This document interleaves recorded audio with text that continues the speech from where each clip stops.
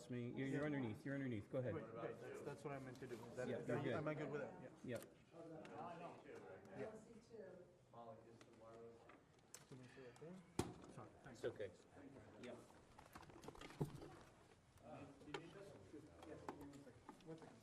Sorry. I'll step on it and you. Mike's hot is not hot. Thank you. Okay.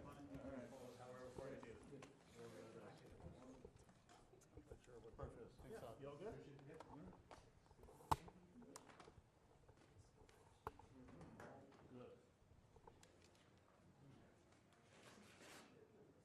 Now I only see two.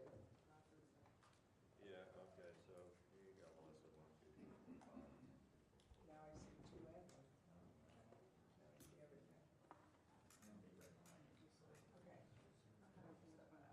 Okay, I'm gonna step in. I'm gonna go like this. Correct. Olivia?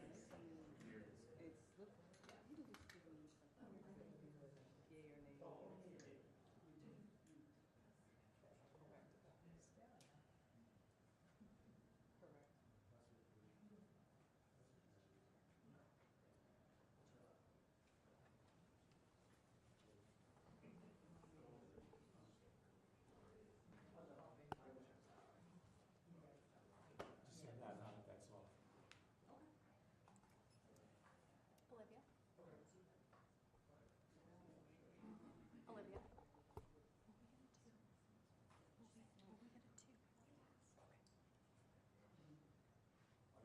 Two, audio check 1, 2, 3. Thank you.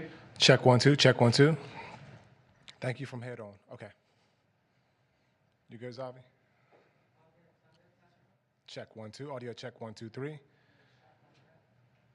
Audio check 1, 2. Hey, hey. Good. All right.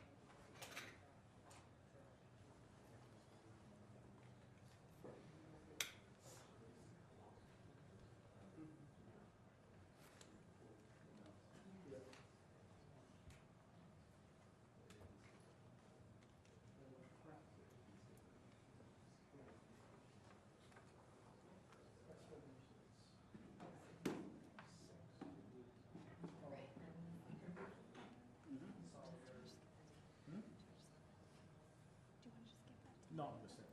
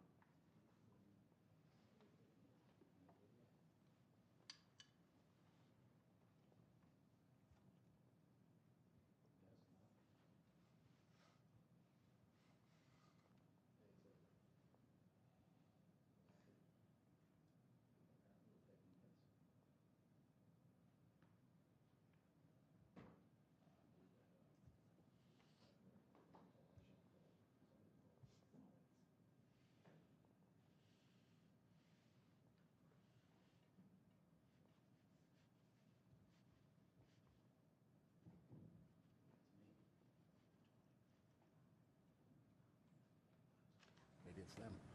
Fox is saying that we're taking hits. Somebody watching Fox.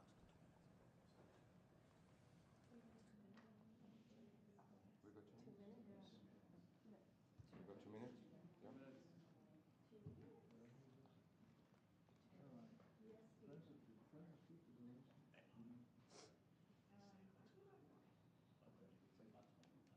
Why don't you ask him? Sounds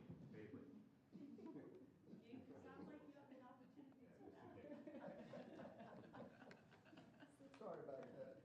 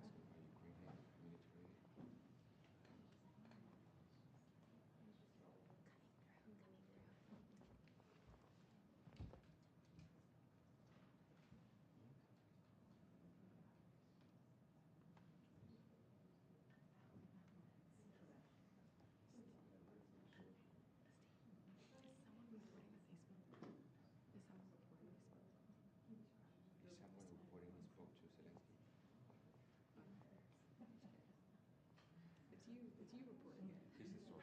Yeah, exactly.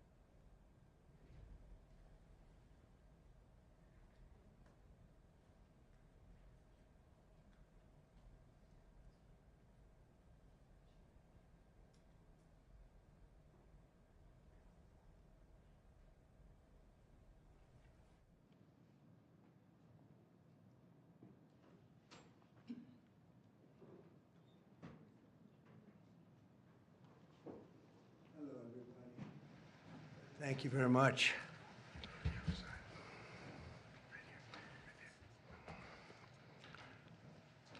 Thank you very much. This is a very big day for a lot of reasons, but this gentleman is a very unique man. It's, I think I could say in the world of chips, certainly, but in the world pretty much of business, nobody's done what he's done. Very, for those of you that are into that world, you would say, wow, he's a legend, but he is a legend, and it's an honor to be with you. Very great honor. Thank you very much. Mr. President. Thank you very much.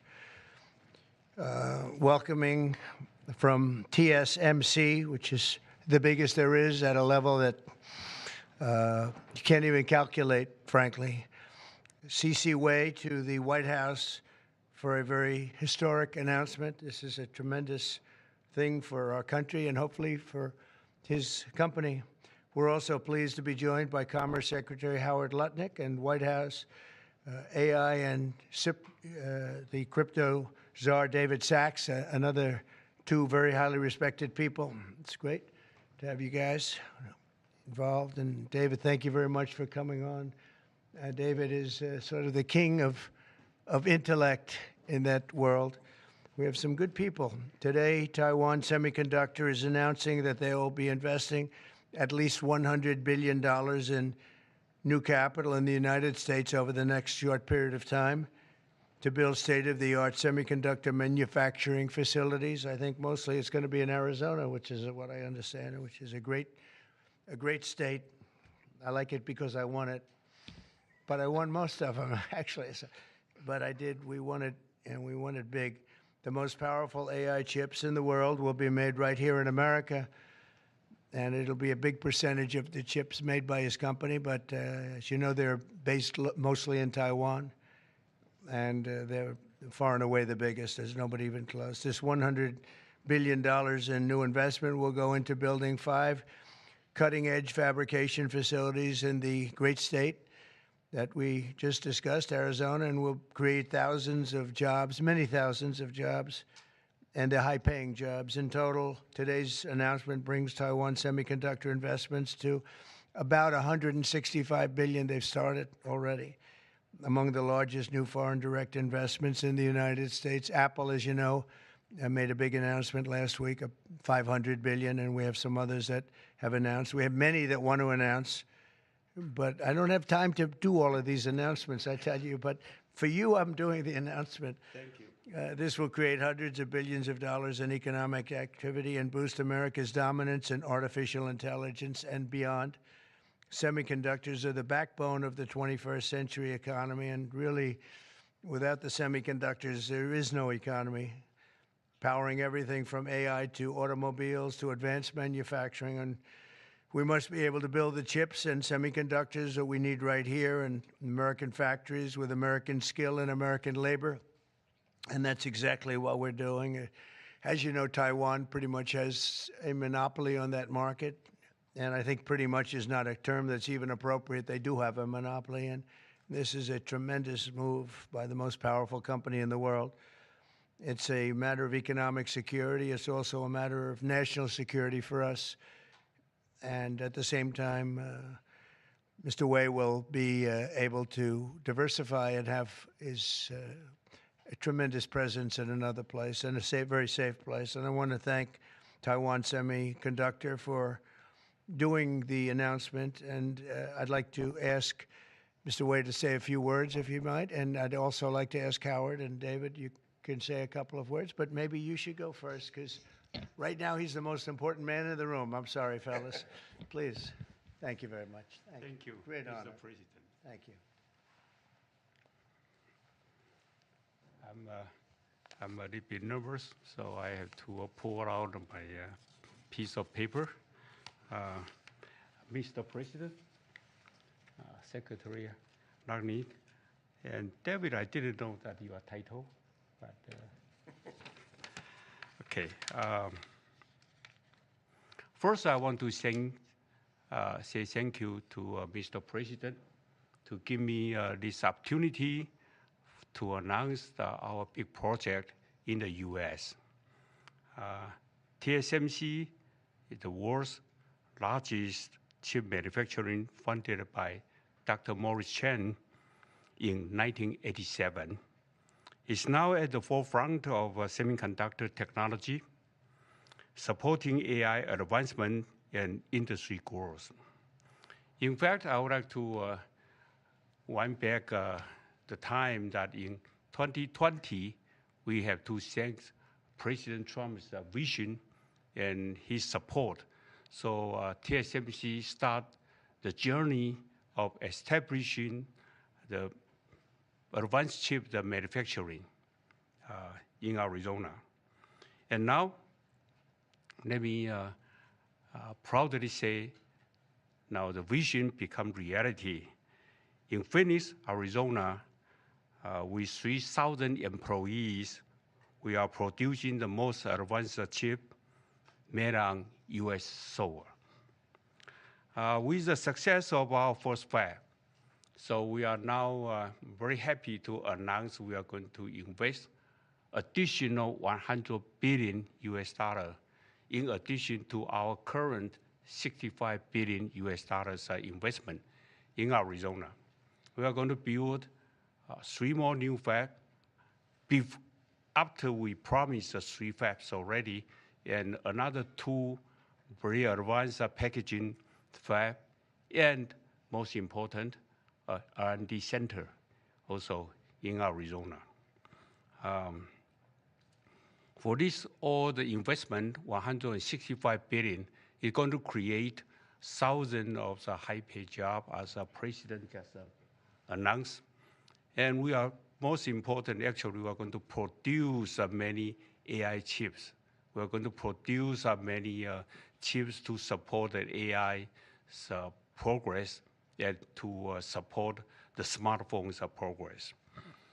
And again, with that, I want to thank President Trump again for his support.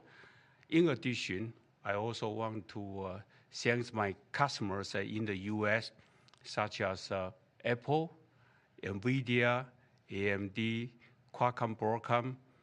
They all support TSMC's manufacturing in the US.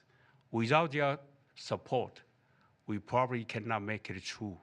So again, I want to thank them. Also, I'd like to thank the TSMC's employee. Without their effort, we just cannot make it today. That's all I want to say, and thank you. Thank you. Thank you very much. Howard, please, David? Sure. Thank you. So I'm thrilled to be here today because President Trump has made it a fundamental objective to bring semiconductor chip manufacturing home to America. Under the Biden administration, TSMC received a $6 billion grant, and that encouraged them to build $65 billion. So America gave TSMC 10% of the money to build here. And now you're seeing the power of Donald Trump's presidency, because TSMC, the greatest manufacturer of chips in the world, is coming to America with a $100 billion investment. And of course, that is backed by the fact that they can come here because they can avoid paying tariffs. So the idea is come to America, build greatness in America, build for the American customers, the Apple, NVIDIA, that whole list that Chairman Wei gave in order to bring production to America. So we're really, really excited. This continues the most incredible path you've ever seen in these first weeks and months of the Trump administration of incredible manufacturing coming to America. The keys that the president has called out are coming here. They're coming here in huge size because they want to be in the greatest market in the world, and they want to avoid the tariffs that if they're not here, they'd have to suffer. So I want to congratulate C.C. Wei for bringing in this incredible $100 billion investment, but it's on the shoulders of our President Donald Trump, which is why he's coming. So thank you. Thank you.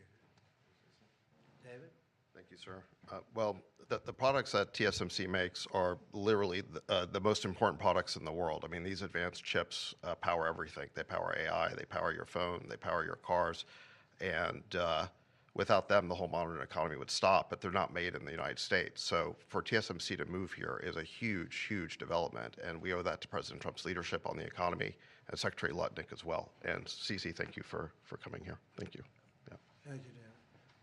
So thank you very much. A big percentage of chips with this investment will be made now, a big percentage.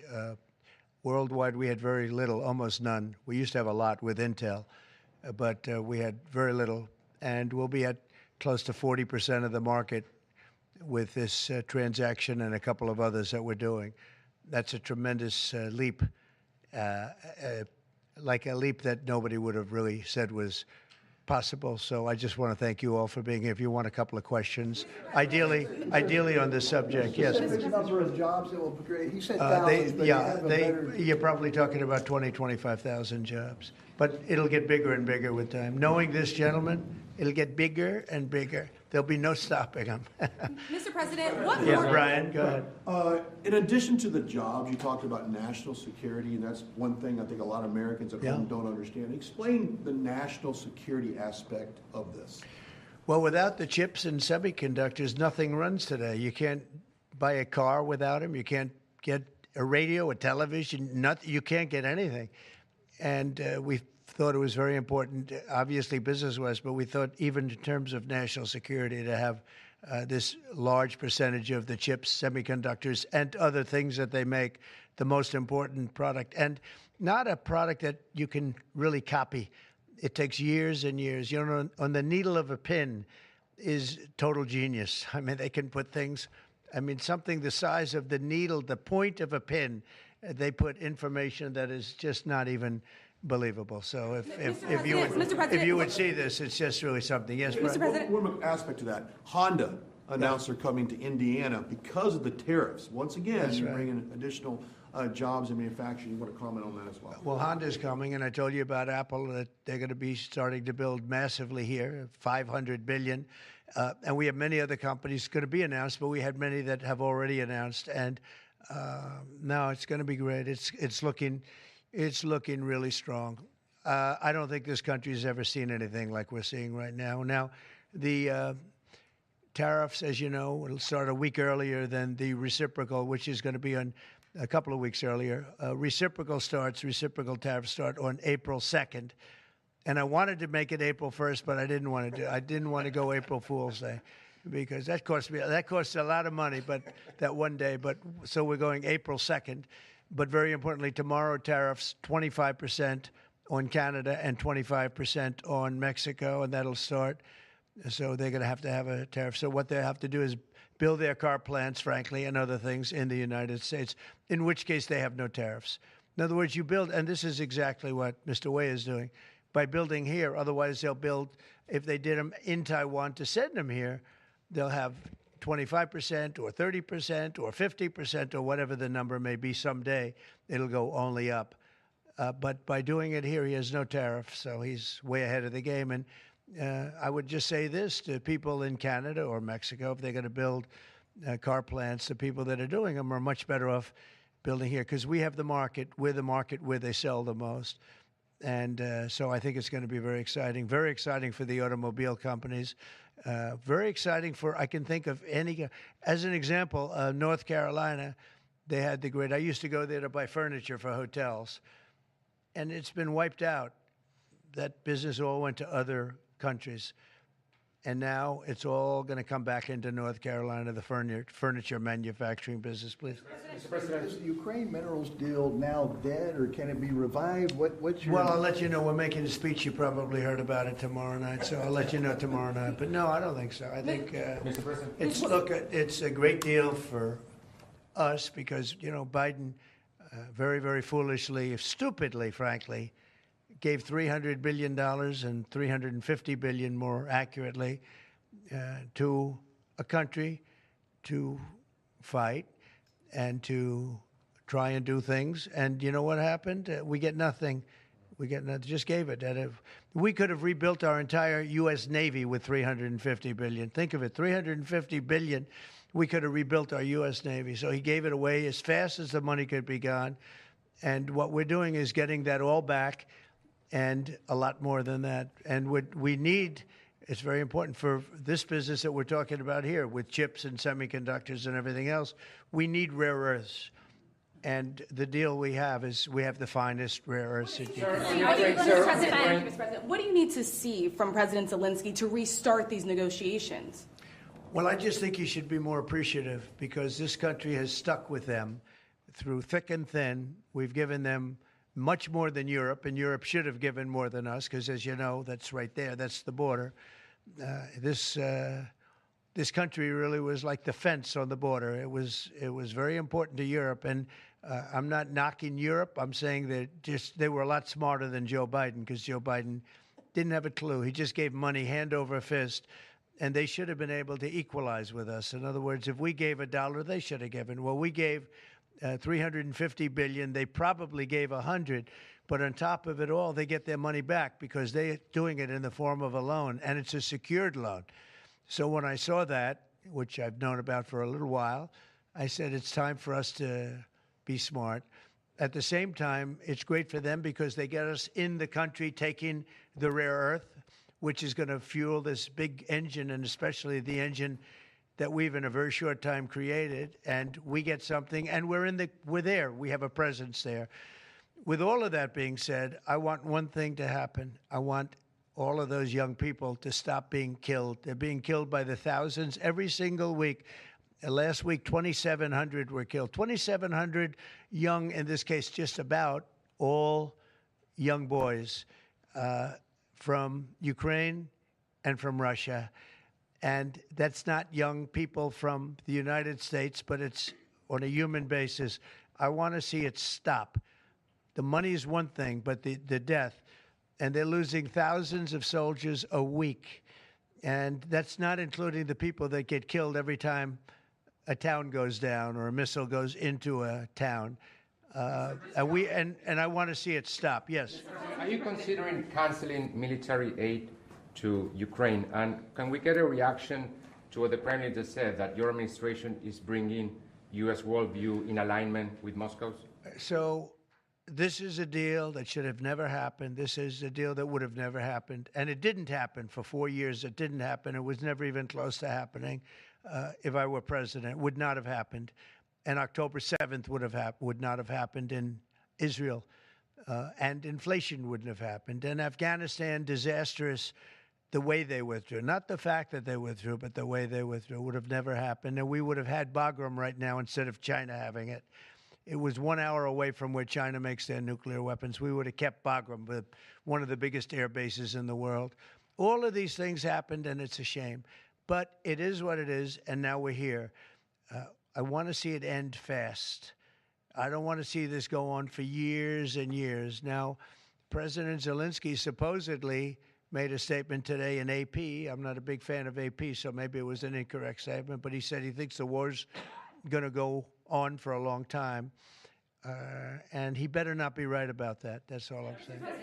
This project, could this minimize the impact to the U.S. with chips should China decide to isolate Taiwan or China decide to take Taiwan? Well, it's a very interesting point. It's a great question, actually, but this would certainly, I can't say minimize. That would be a catastrophic event, obviously.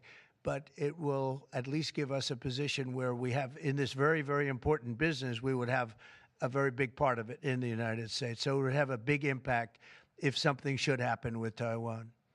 Russia sanctions. Are you looking at relieving Russian sanctions if there is a peace deal? Well, we're going to make deals with everybody to get this war, including Europe and European nations. And they've acted very well. You know, they're good people. I know most of them are friends of mine. The heads of state, the heads of the various countries, prime ministers from the different. I got four prime ministers and 5 presidents called me over the last 2 days, and they want to work it out. They want to get it worked out. And I think they're also, you know, they're talking money, but the money is less important than the deaths. We're talking thousands of young people a week. And people would say, why do I care about Ukraine? Young people, why do I care about, and not all young, but they're pretty young. You know, Ukraine is running a little bit low, and they're getting older. They're recruiting older people. It's a very, very sad thing that's happening over there, and we want to get it finished. We want to stop the death. talk about agriculture. On the tariffs, is there any room left for Canada and Mexico to make a deal before midnight? And should we expect those Chinese tariffs, the extra 10%, to take effect No room tomorrow? left for Mexico or for Canada. No, the tariffs, they're all set. They go into effect tomorrow. Mr. President, just to follow up on my colleague's question. And just so you understand, vast amounts of fentanyl have poured into our country from Mexico, and as you know, also from China, where it goes to Mexico and goes to Canada, and China also had an additional 10, so it's 10 plus 10, and it comes in from Canada and it comes in from Mexico, and that's a very important thing to say. Yeah, please go ahead. Have you decided if you're going to suspend military aid to Ukraine? Have you made that decision? Well, I haven't even talked about that right now. I mean, right now, we'll see what happens. A lot of things are happening right now as we speak. I mean, literally as we speak. I could give you an answer and go back to my office, the beautiful Oval Office. I could go back into the Oval Office and find out that the answer is obsolete. It's like his business. It's obsolete. You come up with a new chip and it's obsolete about 2 minutes later, right? But that's what's good about his business. That's why he's the only one that's successful in it. But just to follow up my colleague's question, from Russia saying that your foreign policy is largely in line with their vision, should that be concerning to Americans? Said what? Should that be concerning to Americans? Read the statement. That Russia says that your administration's foreign policy is, quote, largely in line with their vision. Well, I'll tell you what, I think it takes two to tango, and you're going to have to make a deal with Russia, and you're going to have to make a deal with Ukraine. You're going to have the assent, and you're going to have the consent from the European nations, because I think that's important, and from us. I think everybody has to get into a room, so to speak, and we have to make a deal. And the deal can be made very fast. It should not be that hard a deal to make. It could be made very fast. Now, maybe somebody doesn't want to make a deal, and if somebody doesn't want to make a deal, I think that person won't be around very long. That person will not be listened to very long, because I believe that Russia wants to make a deal. I believe certainly the people of Ukraine want to make a deal. They've suffered more than anybody else. We talk about suffering. They've suffered. But if you think about it, under President Bush, they got Georgia, right? Russia got Georgia. Under President Obama, they got a nice big submarine base, a nice big chunk of land where they have their submarines. You know that, right? Crimea.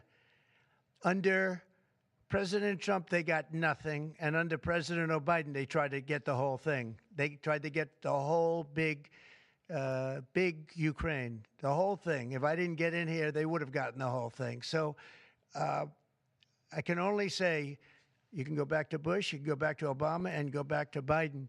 They took a lot. The only one they didn't get, you know what I gave them? I gave them anti-tank missiles. That's what I gave them. I gave them sanctions on Russia. I gave them javelins. You know the javelins? You know when they took out all those tanks? You know the tanks were heading to Kiev by the hundreds, and they were unstoppable. And I gave them javelins. So, you know, I really, Putin is the one that will tell you this has not been so good for them. The fact is that I just want fairness. I want fairness. But think of it. I gave Russia nothing except grief. I gave them nothing. I gave them sanctions and javelins. That's what I gave them. Obama gave them sheets, and you heard that statement before. It's a very famous. Trump gave them javelins, and Obama gave them sheets, and then they say how close I am to Russia. And let me tell you, we have to make a deal because there are a lot of people being killed that shouldn't be killed. But remember, Trump gave them nothing, and the other presidents gave them a lot. They gave them everything. You met with Argentine President Javier Milei at CPAC. He wants to sign a free trade agreement with the United States. Is that something that you would consider even with Argentina or any other country? I'll consider anything. And Argentina, I think he's great, by the way. I think he's a great leader. He's doing a great job. He's doing a fantastic job. Brought it back from oblivion.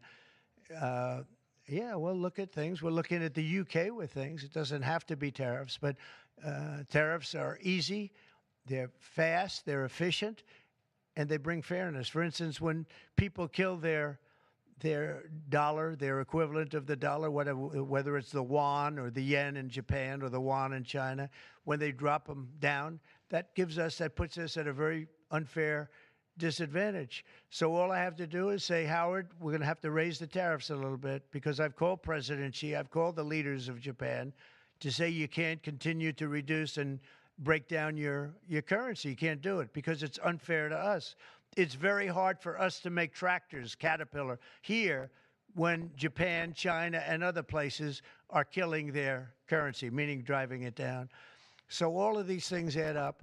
And the way you solve it very easily is with tariffs, because when they do that, instead of having to make phone calls every day like I used to do with certain leaders, President Xi a little bit, a lot of phone calls, talking about the fact that they're lowering their yuan, they're lowering it down, and that makes it very, very hard for us.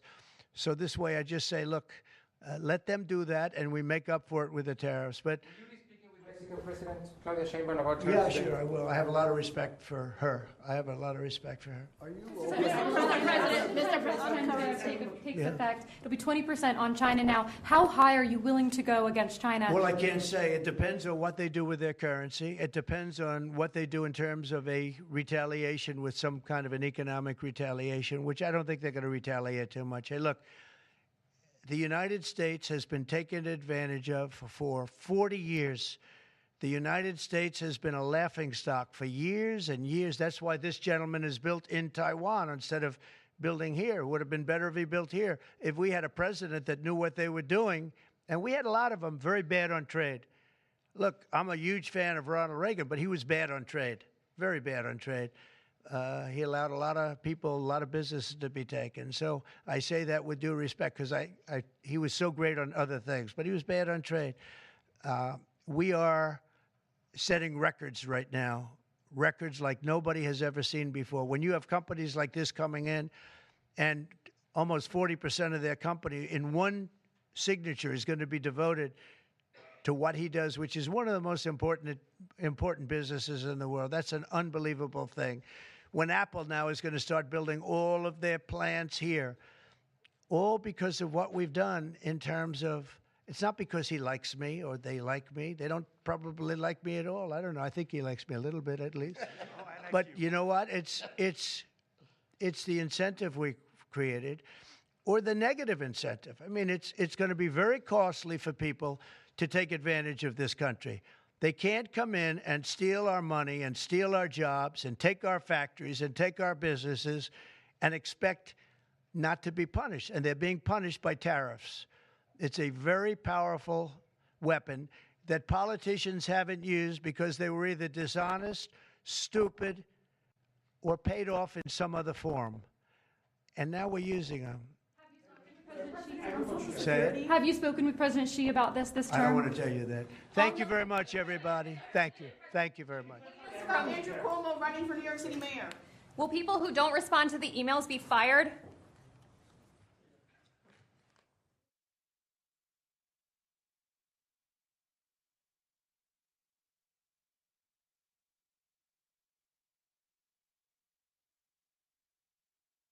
Thank you.